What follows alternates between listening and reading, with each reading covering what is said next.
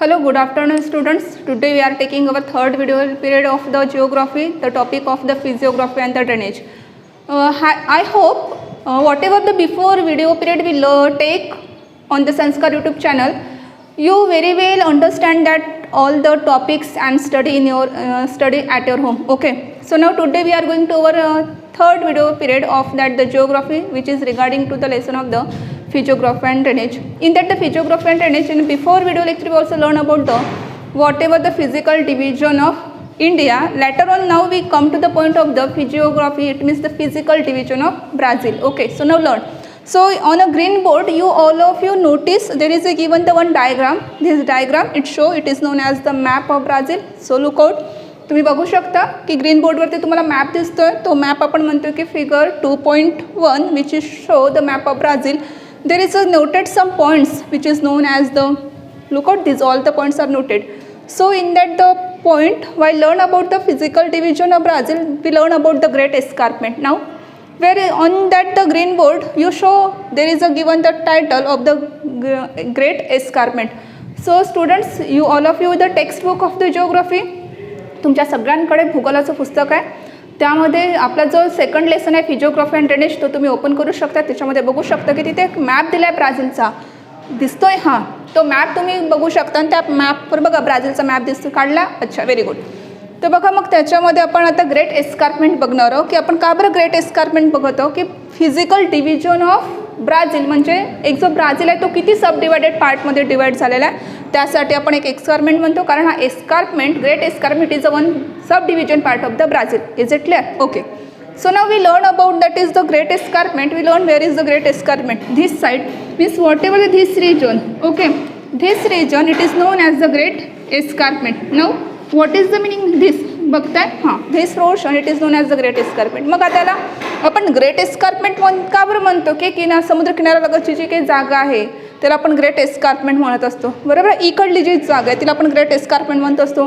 की जी किनारपट्टी आहे समुद्र किनाऱ्यालगतची जी किनारपट्टी आहे तिला आपण ग्रेट एस्कार्पमेंट बरोबर म्हणत असतो. Is it clear? एवढं कळलं की ग्रेट एस्कार्पमेंट म्हणजे काय?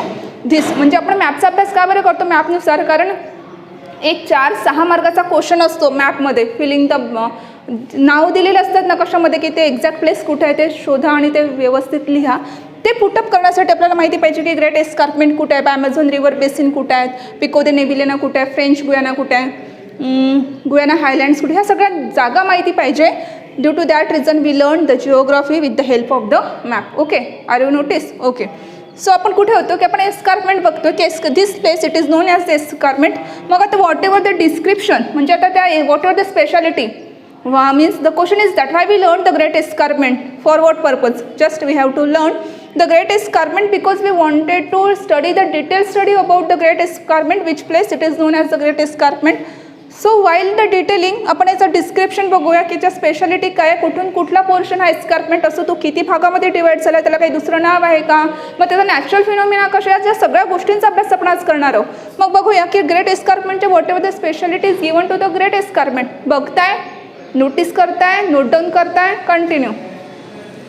Great Escarpment, the Great Escarpment eastern side of the highland is demarcated because of the escarpment. हा जो एस्कार्पमेंट आहे, this escarpment it is known as the Great Escarpment. This Great Escarpment it is demarcated by the because of the escarpment highlands. हे जे हायलँड्स आहे which is known as the Brazilian highlands. कळतं? What is the, मग आपण बघूया का what is the difference, what is the means whatever the connection between the Brazilian highlands and the escarpment. हा जो एस्कार्पमेंट आहे हा डिमार्केटेड झालेला आहे. डिमार्केट म्हणजे काय? डिवाइड झाला आहे वेगवेगळ्या पोर्शनमध्ये. का बरं तो डिवाइड झाला आहे वेगवेगळ्या पोर्शनमध्ये? का तो डिवाइड झाला? Because due to the Brazilian highland. हा ब्राझिलियन हायलँडचा जो काही पोर्शन आहे त्या हायलँडची जी काही उंच पट्टी आहे, जो काही अप अँड डाऊनचा पोर्शन आहे, त्या अप अँड डाऊन पोर्शनमुळे ही जी किनारपट्टी, ही जी एस्कार्पमेंट आहे, हा एस्कार्पमेंट डिवाइड झालेला आहे. फॉर एक्झाम्पल आपण म्हणूया आपण म्हणूया की हा इकडे एक नॉर्थला गेला आहे, हा ईस्टर्नला आणि हा साऊथला. It means it is known as the demarcated due to the Brazilian highlands. Is it clear? Then आपण दुसरा पॉईंट बघतोय. हा एक पॉईंट बघितला. सेकंड काय म्हणते की the altitude of this escarpment is near about 790 metre. मग अल्टिट्यूड, मग याची उंची किती आहे, जी लेंथ आहे ती किती आहे कशाची? Escarpment. So the length it is the altitude of the escarpment is 719 metre. Is it clear? Then third the escarpment act as a barrier to the south east trend. South east ही east आणि ही south, बरोबर आहे. आता trade wind म्हणजे काय, काय बघतोय आपण की ट्रेड वाईंड म्हणजे काय. ट्रेड वाईंड म्हणजे for example if you learn in 8th standard, म्हणजे आपण जेव्हा 8व्या वर्गामध्ये होतो किंवा 5व्या वर्गापासून आपल्याला माहिती शिकवलं जातं की ट्रेड वाईंड म्हणजे काय. ट्रेड वाईंड्स म्हणजे काही मान्सून वारे जे असतात ते पाऊस आणण्यासाठी जे काही मान्सून वारे असतात त्यांना आपण ट्रेड वाईंड म्हणतो, बरोबर आहे. ही जी ट्रेंड वाईंड आहे that trend wind create the barrier to the north east side for the rain. बघा काय म्हणताय, the escarpment act as a barrier to the south east. हे जे एस्कारमेंट आहे हा जो काही भाग आहे, this escarpment create the barrier. Create the barrier. Barrier means what is the meaning of the barrier. Barrier म्हणजे अडचण. कशासाठी अडचण निर्माण करते, because what ever the east to south हा जो पोर्शन दिसतो, हा एस्कारमेंटचा ईस्ट टू साऊथ हा जो काही पोर्शन आहे, या पोर्शनमध्ये हा जो बॅरियर आहे, हा एस्कारमेंट हा बॅरियर तयार करत असतो. कशाला, मान्सून वाईट. इकडे जे मान्सून वाईट जाणार मान्सून वाईट जे मान्सून वारे जे पाऊस घेऊन येतात, ते मान्सून वारे जे इकडे जे नॉर्थ साईडला जाणार असतात त्यांच्यामध्ये तो काय करतात, ग्रेट एस्कारमेंट बॅरियर तयार करतो, ऑब्स्टॅकल तयार करतो, तो जाऊ देत नाही. As a result giving rise to the rain shadow area in the north eastern part. त्यामुळे हा जो नॉर्थ ईस्टर्न पार्ट आहे, हा नॉर्थ आणि हा जो ईस्ट पार्ट आहे, due to that reason there is a rain shadow area. Rain shadow area का म्हणतात त्याला, this region it is known as the rain shadow area. म्हणजे ज्यामध्ये पावसाचं प्रमाण कसं, जिथली पर्जन्यवृष्टी कशी असते, जिथली पर्जन्यवृष्टी अतिशय कमी असते, that reason it is known as the rain shadow area. Is it clear. This is also known as the drought quadratical area. म्हणजे जिथे अतिशय दुष्काळ असतो, पाण्याचा जिथे दुष्काळ असतो त्या रिजनला आपण ड्रॉट क्वाड्रिलॅटरल असं सुद्धा म्हणत असतो. Is it clear. काय बघितलं आपण, वाय लर्न, पुन्हा एकदा आपण बघतोय की why learn about the physical division of Brazil. In a second part the physical division of Brazil we learn about the great escarpment. मग या ग्रेट एस्कारमेंटमध्ये काय बघितलं की आपण ग्रेट एस्कारमेंट, ही ग्रेट एस्कारमेंट आहे ती किती भागात डिवाईड झालेली आहे, ती कशी बॅरियर करते, ती पावसाला कशी अडवते, मग त्या एरियाला काय म्हणतात, त्या सगळ्या गोष्टींचा अभ्यास आपण याच्यामध्ये केला, बरोबर आहे. मग आता याच्यानंतरचे काही दुसरा जो पॉईंट आहे, याच्यानंतर प्लेन आहे, कोस्टल प्लेन्स आहे. यानंतर आपण बघणार आहोत कोस्टल प्लेन्स. ओके, मग तोपर्यंत तुम्ही हे लिहून टाका. आपण नंतर आता याच्यानंतरचा जो नेक्स्ट टॉपिक आहे किंवा जो नेक्स्ट पॉईंट आहे तो आपण बघणार आहोत द प्लेन्स किंवा कोस्टल प्लेन बघूया, ठीक आहे. सो तुम्ही एक स्क्रीनशॉट घेऊ शकता. Okay,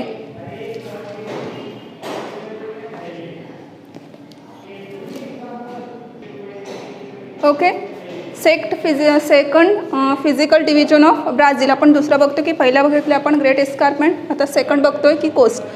we learn about the second point in that the physical division of Brazil which is known as the coast. विद्यार्थी आपल्याला माहिती आहे, my dear students, we very well known that about the coast म्हणजे काय की समुद्रकिनाऱ्यालगतची जी काही पट्टी असते तिला आपण कोस्ट म्हणत असतो, बरोबर आहे. मुंबईच्या बाजूला जर तुम्ही केलं तर तिथे कोस्टलाईन पाहायला मिळते की कोस्टलाईनच्या बाजूला जी वसाहत आहे दिसतं. Yes. So according to what is the coast. आता ब्राझीलची कोस्ट बघूया की वेअर इज द ब्राझीलची कोस्ट. आपण बघतो की ही नॉर्थ आहे, बरोबर आहे, ही साऊथ, ही वेस्ट आणि ही ईस्ट. मग नॉर्थ, साऊथ, वेस्ट, ईस्ट बघितलं आहे. मग आता इकडे कोणतं आहे, नॉर्थ अटलांटिक ओशन, करेक्ट. हा नॉर्थ अटलांटिक ओशन हा जो आहे हा साऊथ ही साईड ही साईड जी आहे ही साऊथ आहे, म्हणून इकडला जो असणार आहे तो south Atlantic ocean. Okay, north Atlantic ocean, south Atlantic ocean. मग आपण काय बघतो की कोस्ट बघतो. मग ही जी साईड दिसत आहे ना, धिस साईड, इकडे जो ओशन आहे, इकडे जो पूर्ण समुद्र किनारा आहे, बघा पाणीच पाणी आहे इकडे. Is it clear. So this line note down करू शकता तुम्ही पुस्तकामध्ये किंवा बुकमध्ये पण. This line it is show known as the coast. पाण्यालगतची जी साईड आहे तिला आपण कोस्ट म्हणतो, ही किनारपट्टी आहे, बरोबर आहे.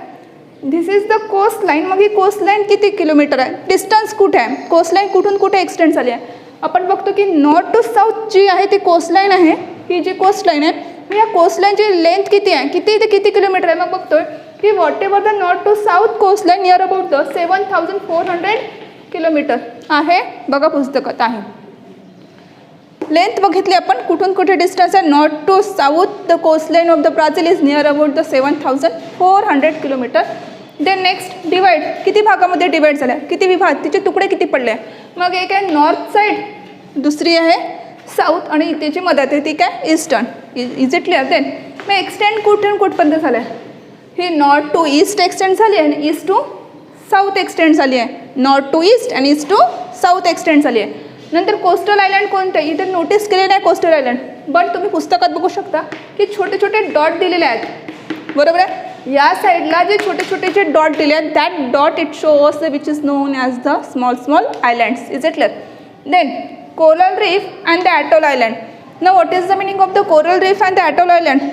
If you heard the what is the meaning of the coral reef? तुम्हाला माहिती आहे का coral reef म्हणजे coral reef it show the sign of the if there is the increasement into the temperature, so the suddenly abruptly that coral reef going to the bleach, ते वितळतात, destroy होतात पाण्यामध्ये. that show the sign to that, it means they show एक वनस्पती की तापमानात जर वाढ झाली तर ते डायरेक्ट ब्लीच होऊन जातात, एकदम डिस्ट्रॉय होऊन जातात. It is then the atoll island.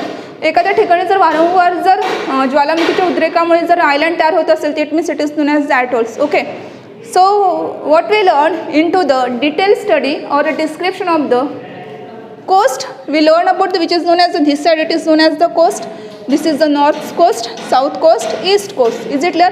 Length किती आहे? 7400 kilometre. Is it clear? Extend बघितलं आहे, north to east extend, east to south extend झालेली आहे. Is it clear? These all the points we learn into that the which is known as the coast, and it is also show the small atoll islands, म्हणजे जिथे ज्वालामुखीच्या उद्रेकामुळे वारंवार जर islands तयार होत असेल, which island it is known as the atolls. Is it clear? Then after the study of the coast we learn about the coastal plains. We learn about the coastal, no sorry, we learn the coast, then after we learn about the plains. Okay, then after we learn the islands. So till you should take note down or a screenshot of that the points.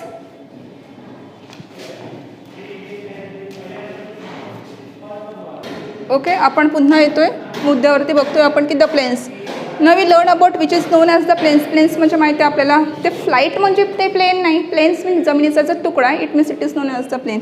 मग plain म्हणजे हा जो internal portion दिसत आहे ब्राझीलचा, outside नाही, outside आपण island बघितले, ओशन बघितलं, inside. This inside portion it is known as the plain. Clear झालं आहे? Inside portion it is known as the plain. हा जो आहे हा जमिनीचा तुकडा.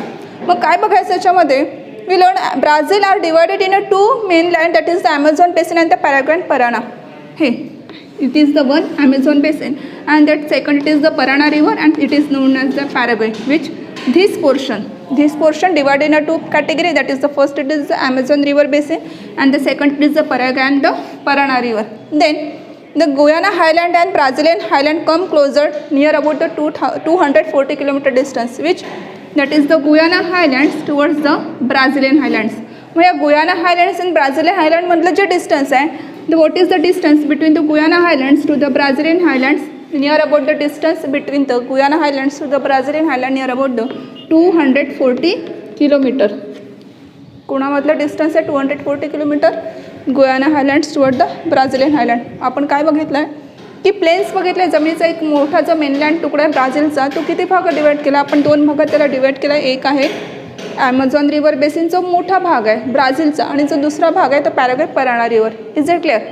देन आपण बघितलं की Guyana highlands toward the Brazil, याच्यातलं डिस्टन्स किती आहे? कम क्लोजर किती डिस्टन्स आहे? Near about the distance between the Guyana highlands and the Brazil highlands 240 kilometre. Then later on Amazon plains are covered, most of the Amazon plains are covered by the tropical rain forest. Whatever the हा जो Amazon river basin चा जो forest area आहे, तर which is that Amazon river basin it is totally covered by the tropical rain forest. Now what is the tropical rain forest? ज्याला आपण उष्णकटिबंधीय प्रदेश असं म्हणत असतो, की जिथे जास्त म्हणजे तापमानाचं प्रमाण जिथे जास्त असतात, it means it is known as the tropical rain forest. It is situated in the Amazon river basin.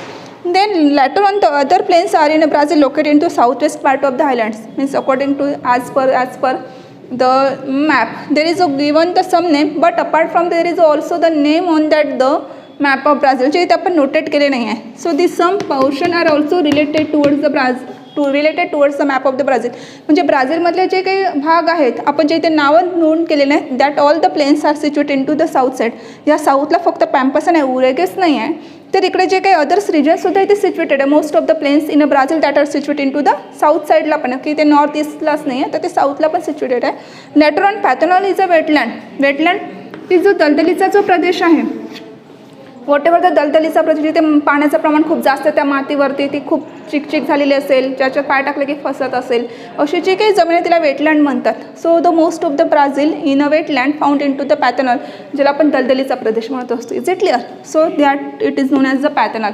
So what we learn into that is the I learn about the plains. So we learn the plains. It is the one divided in a two part. Amazon, Paraguay Parana, distance Guiana Highlands to the Brazilian Highlands. Then whatever the distance kilometer, then which is known as the wetland. Notice लक्षात राहील ना, अगदी सोपं आहे, लक्षात राहू शकते. Then we learn later on we study about the island. मग आता आयलँडमध्ये काय बघायचं आहे? We very well known that what is the meaning of the island. Island म्हणजे माहिती आहे, if the particular piece of the land is covered it by the water, म्हणजे एखाद्या जमिनीचा तुकडा चारही बाजूने पाण्याने जर व्यापलेला असेल, it means it is known as the island. याला इंग्लिशमध्ये आपण असं ट्रान्सफर करूया. If the particular piece of land is totally four side is totally covered by the water, it means it is known as the island. बघूया, इकडे समजा पाणीच पाणी आहे, उदाहरण ठेवूया. इकडे पाणीच पाणी आहे आणि इथे जर एखादा जमिनीचा तुकडा असेल, म्हणजे जे चारही बाजूत पाणी आहे, म्हणजेच काय म्हणतो त्याला आपण आयलँड म्हणतो. बरोबर आहे? मग ते आयलँड कसे आहेत? इकडे नॉर्थ साईडला काही आयलँड आहेत, काही साऊथ साईडला आहेत, काही ईस्ट साईडला, कारण इकडला पाण्याचा प्रदेश आहे. काही आयलँड आहेत जे इकडे आहे, समुद्र किनाऱ्याच्या लगतच्या मधात आहे, काही इकडे जवळच आहे. बरोबर आहे? असं का बरं? मग त्यामध्ये दोन प्रकारात आपण आयलँड डिवाईड केलेले आहे. Some island it is known as the coastal island. Coastal island म्हणजे अगदी पाण्यालगत जे आयलँड असतात त्याला आपण कोस्टल आयलँड म्हणतो. मराइन आयलँड जे पाण्याचे थोडे दूर असतात किंवा ज्याच्यामध्ये आपण फिशरी करू शकतो. Is it clear? Which is known as the marine island and the coastal island. Is it clear?